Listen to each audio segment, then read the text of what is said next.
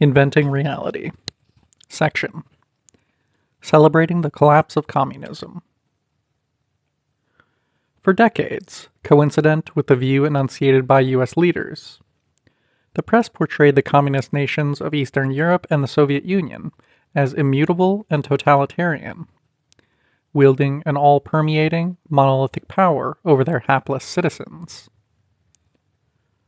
When most of these same states swiftly collapsed with a minimum loss of life in 1989 to 91, in the face of peaceful demonstrations, the U.S. news media gave the historic events months-long saturation coverage. Demonstrations in Poland, Hungary, Bulgaria, Romania, Lithuania, and various other places were accorded favorable and generous exposure of a kind not given to mass demonstrations by dissenters in the United States. The U.S. press celebrated the demise of one-party state communism and the emergence of political democracy, with its independent parties, opposition newspapers, and competitive elections. The, quote, captive nations were said to be throwing off their shackles and, quote, regaining their past freedoms. It remained one of the media's best-kept secrets that the countries in question, with the exception of Czechoslovakia, had enjoyed few, quote, past freedoms before becoming communist states, and in fact had been right-wing autocracies or outright fascist regimes. Consider the unpublicized history of Lithuania. In 1926, that country became the second fascist state after Mussolini's Italy, upon which it modeled itself. Openly attempting to ally with Nazi Germany during the 1930s, the Lithuanian government banned all labor unions and opposition parties and newspapers. Thousands of political dissidents were executed or interned in concentration camps. A large portion of Lithuania's industry and natural resources were sold off to foreign investors. Land was returned to rich owners, including the church. During the Nazi occupation, Lithuanian nationalists vigorously cooperated in the extermination of Jews, communists, and other, quote, undesirables. The U.S. press was too busy celebrating Lithuania's, quote, democratic restoration to take notice of its decidedly undemocratic background. With the overthrow of communism in 1990, a variety of xenophobic, anti-Semitic, right-wing parties resurfaced in Lithuania. The Lithuanian constitution was rewritten to make non-Lithuanians second-class citizens, including Poles, Ukrainians, Russians, and other foreigners, some of whom had lived in the country for upwards of half a century. The Communist Party was outlawed, and communist print and broadcast media were suppressed. In September 1991, one of the first acts of the newly independent Lithuanian government under President Vytautas Landsbergis, the son of a right-wing militia member who had collaborated with the German occupation during World War II, and signed a telegram of congratulations to Hitler, was to exonerate thousands of Lithuanians who had been judged guilty of assisting the Nazis, including some 120 members of the notorious Lithuanian 12th Battalion, who had actively engaged in rounding up and murdering Jews. The new government even compensated former war criminals for the years they had served in jail.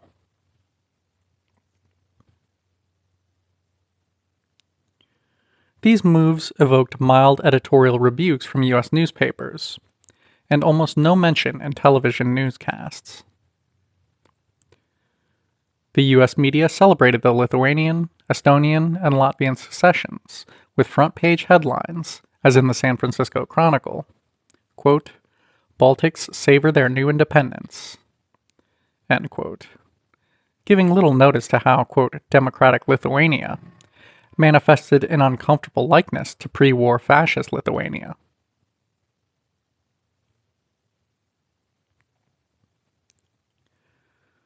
For decades, the U.S. press had characterized the East-West struggle as one of democracy versus communism, with no mention made that the U.S. foreign policy was dedicated to a defense of multinational corporate capitalism throughout the world. But when right-wing governments emerged in Eastern Europe, determined to abandon state planning and move toward what they saw as the marvels of the, quote, free market, U.S. political leaders and media began to acknowledge that a goal of U.S. policy was to restore capitalism in the formerly communist nations. The struggle was not only, or even primarily, one of freedom versus communism, but of capitalism versus socialism.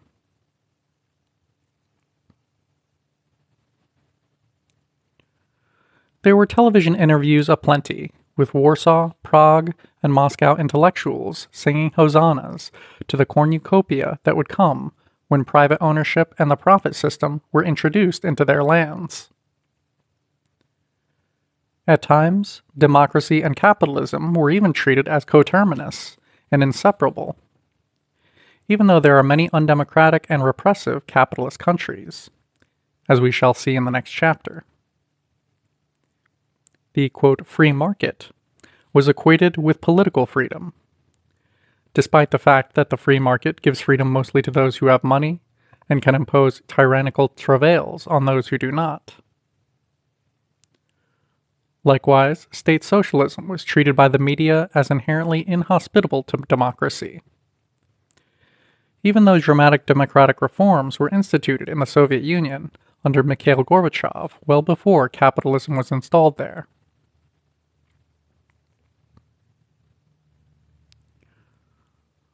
Right-wing free market advocates in the formerly communist countries were repeatedly described as, quote, Democrats, reformers, and liberals in the U.S. news media. Their efforts to dismantle public ownership were called, quote, reforms. Those who resisted such steps, or who were not prepared to go the full measure, were called, quote, Stalinists, conservatives, and hardliners.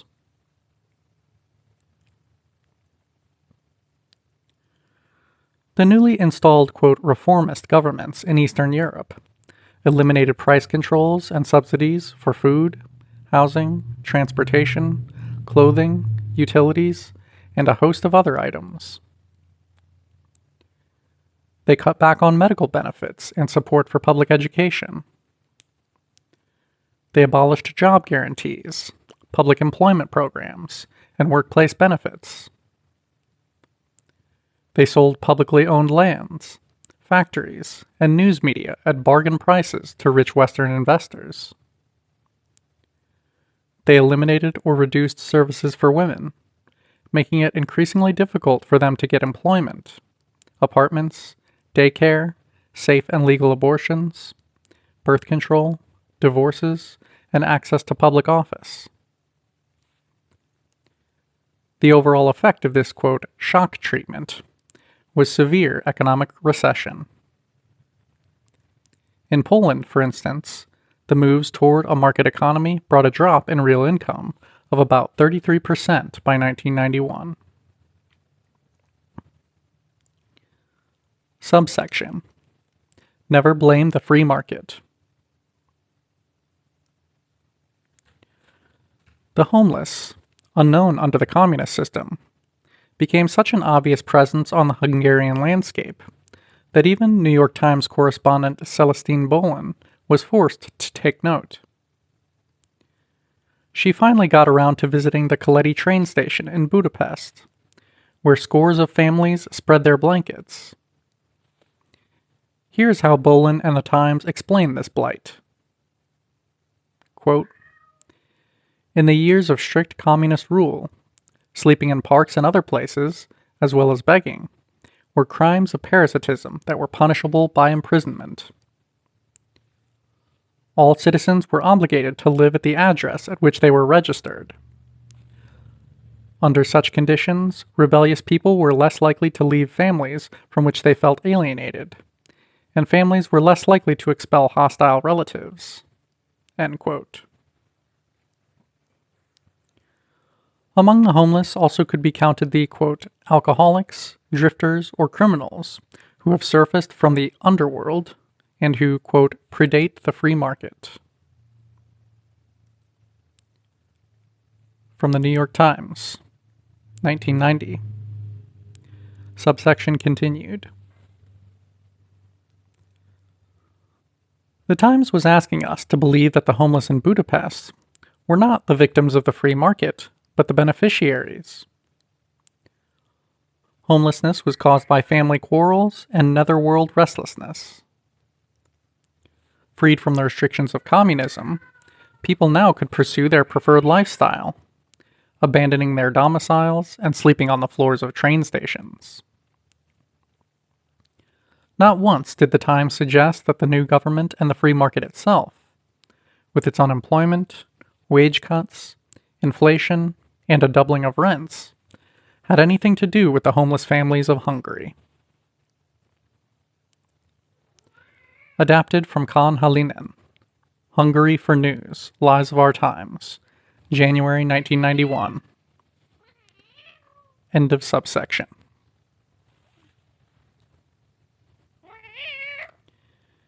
In a country like Hungary, long considered one of the more prosperous socialist countries, these capitalist reforms resulted in serious unemployment, a 30% inflation rate, a doubling of rents, and a 45% rise in consumer energy costs.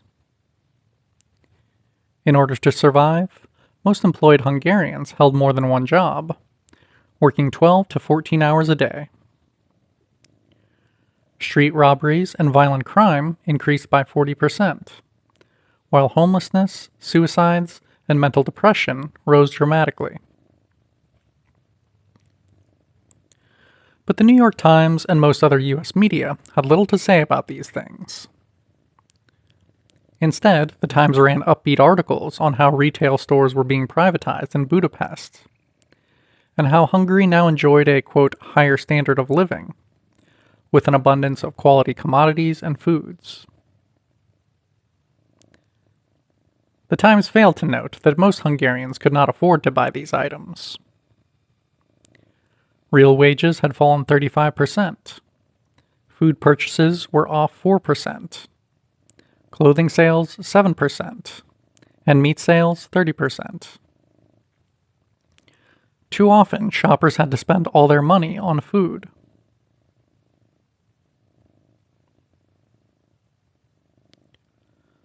Along with higher crime rates and severe economic hardship, the market reforms in Eastern Europe brought increased corruption in the banking and finance systems, together with a resurgence of nationalistic hatreds, ethnic clashes, anti-Semitism, and neo-fascist organizations. While the corruption and abuses of the former communist regimes received repeated attention from the media, these new developments were accorded relatively brief mention, and failed to dampen press enthusiasm for the, quote, democratic capitalist era in the East. Instead, the hardships were universally dismissed as part of a temporary, quote, transition from state socialism to capitalism. Thus, the Washington Post referred to, quote, the painful transition to a free market system. End quote.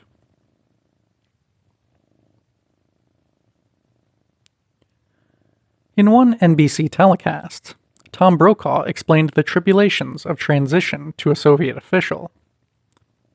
Quote, in order to go up, you have to first go down. End quote. Thus, the press transformed the harsh cutbacks inflicted upon the working people of these nations into nothing more than the pains of change, a brief passing through purgatory on the way to heaven. In fact, the Thatcher-like cutbacks were not the products of transition, but of free market capitalism, the raw, undiluted variety practiced throughout the Third World and increasingly within Western industrial nations.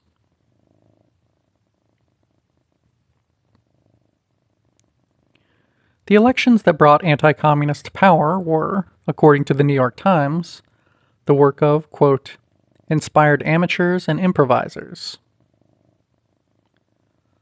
Largely unmentioned was how the United States poured millions of dollars into the Eastern European elections through the National Endowment for Democracy, funded by the U.S. Congress, and other U.S. agencies, monies that went exclusively to anti-communist opposition parties. While U.S. laws prohibit foreign nationals from injecting themselves into the finances and campaign operations of American elections, U.S. interference in the Eastern European political contests went unnoticed, or was depicted as benign assistance to peoples unpracticed in the ways of democracy.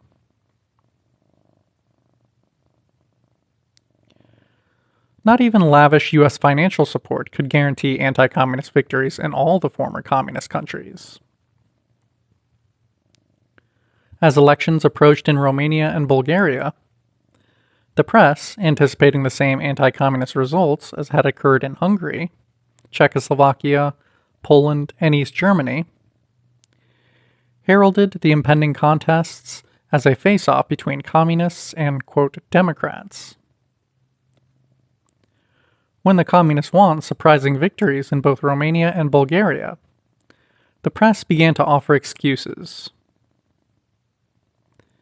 The New York Times reported that Bulgarians failed, quote, to break old habits, while the opposition, quote, was handicapped because its candidates were less well known. In a follow-up story, the Times noted, in a grudging single sentence, that British observers found the election in Bulgaria to have been fair. More emphatically, the story quoted the anti-communist losers who claimed there had been, quote, fraud and intimidation, of a kind that had escaped the view of foreign observers. But the losers oddly, quote, stopped short of calls to invalidate the vote, end quote. The Times also reported the bizarre claims of the National Democratic and Republican Institutes, financed by the National Endowment for Democracy, that found, quote, evidence of the legacy of dictatorship, psychological and sociological pressures not visible to the naked eye, end quote.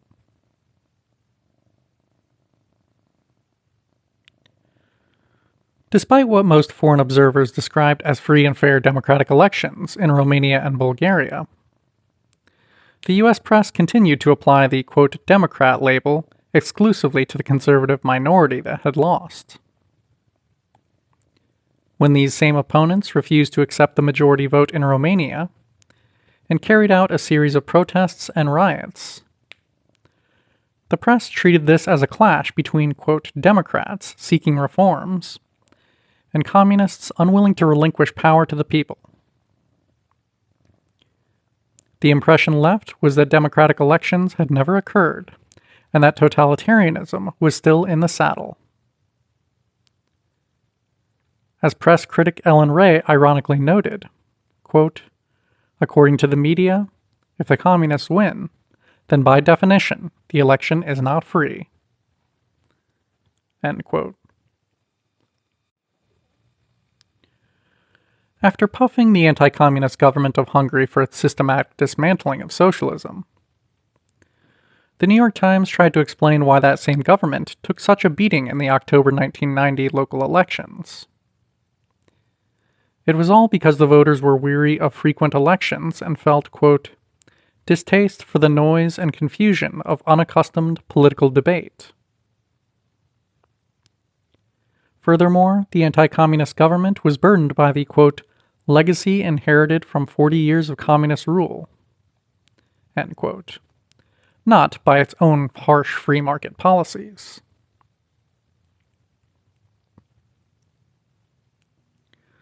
Blaming the baneful effects of Eastern European anti-communist governments on a, quote, legacy inherited from past communist regimes became a regular exercise in the U.S. press. The Washington Post noted some of the autocratic tendencies of Georgian President Zviad Gamsakhurdia, a ferocious anti-communist who won election in 1991, and then arrested opposition leaders and shut down newspapers. But the Post attributed his behavior to, quote, the old psychology of Bolshevik politics. Many leaders appear to be prisoners of their own pasts, and were suffering from the sort of messianic arrogance perfected by the Bolsheviks, end quote. Apparently, even the anti-Bolsheviks.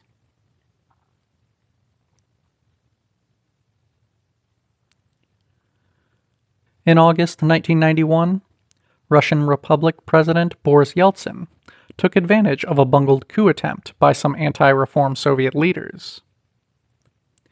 He suppressed 6 Communist Party newspapers, suspended the Communist Party, seized its funds and assets, and prohibited workers from forming political organizations of any sort at the worksite. These moves were hailed in the U.S. news media as democratic initiatives.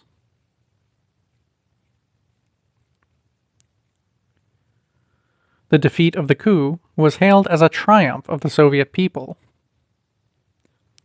Only a month later did the Washington Post note that it was especially a triumph of money-making speculators. The coup's most militant opponents consisted of thousands of, quote, yuppies, members of the Russian stock exchange, and, quote, private entrepreneurs, who routinely make 10 times the average wage of ordinary Soviets. They headed, quote, into the streets of Moscow to defend their right to wheel and deal. The coup collapsed. Democracy triumphed, concluded the article with a straight face. The Post went on to report that, quote, private businessmen contributed more than 15 million rubles to buy food and equipment, end quote, for the anti-coup defenders of the Russian legislature. One broker, quote, was struck by how few workers responded to Yeltsin's call to defend democracy. Another broker noted, quote, up until the coup, we were just interested in making money. We did not want to become involved in politics. But after the coup, we realized that we risked losing everything we had won.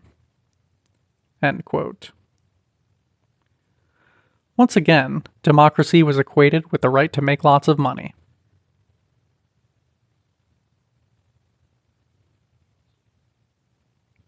In September 1991, Soviet President Mikhail Gorbachev went before the democratically elected Soviet Congress to urge it to dissolve itself.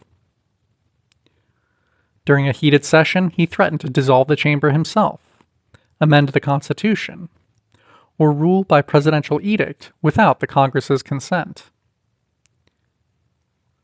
For one particularly controversial clause of the law revamping the legislature, he conducted 3 consecutive ballots until the Congress gave him what he wanted. At one point, he smothered debate by refusing to yield the floor. He also refused to switch on microphones and talked loudly into his own to drown out protests from the delegates. These tactics either went unreported or were presented matter-of-factly, without critical editorial comment, in the U.S. media. Subsection: Media's double standard on East-West pollution. A study of 10 major publications, including the New York Times, Washington Post, and Los Angeles Times, found 37 stories on pollution in Eastern Europe during the 9 months after the fall of the Berlin Wall. This greatly exceeded the number of articles that would normally have been found dealing with pollution in the West during a similar time frame. The stories carried headlines like Poland left choking on its own wastes, Boston Globe 1989, and East Block's environment a nightmare, Atlanta Constitution 1990. The New York Times in 1990 compared East Germany to, quote, a country after chemical warfare. In most cases, the articles were determined to lay the blame for Eastern European pollution with the communist system. pollution was a, quote, failure of Marxism and Stalinism, a, quote, Stalinist legacy of foul air, the result of communism's, quote, forced industrialization, and an, quote, inevitable byproduct of a centralized totalitarian system, end quote.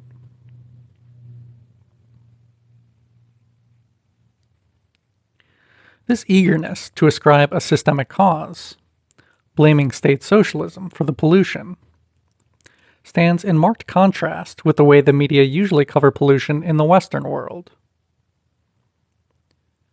Private corporate pollution, like Bhopal, the Exxon Valdez, or 3 Mile Island, is treated as an isolated, tragic mishap. It would be highly unusual for a U.S. newscaster or reporter to attribute the ultimate responsibility for U.S. ecological devastation to the capitalist system, which puts profit before environment, encourages high energy consumption and a consumerist lifestyle, and requires perpetual growth. Peter Dykstra, communications director for Greenpeace USA, noted the media's double standard. Quote, under Marxism, the environment is sacrificed to production goals. Under capitalism, the environment is, quote, balanced with production goals. End quote. Adapted from Miranda Spencer, Cold War Environmentalism, Reporting on Eastern European Pollution, from Extra, 1991. End of subsection.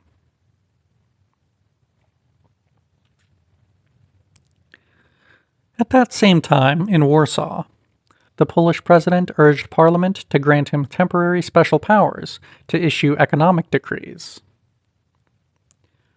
The Parliament was holding up many free market reform measures, including, quote, cuts in public spending that the president wanted to introduce. The emergency presidential powers would apply to, quote, commercial codes, political parties, associations, and trade unions, end quote. While the proposal drew strong opposition from former communists and members of the Peasant Party, some of whom accused the president of dictatorial tendencies, it was but routinely noted in the U.S. news reports, and caused hardly a stir among our TV pundits, commentators, columnists, and editorialists.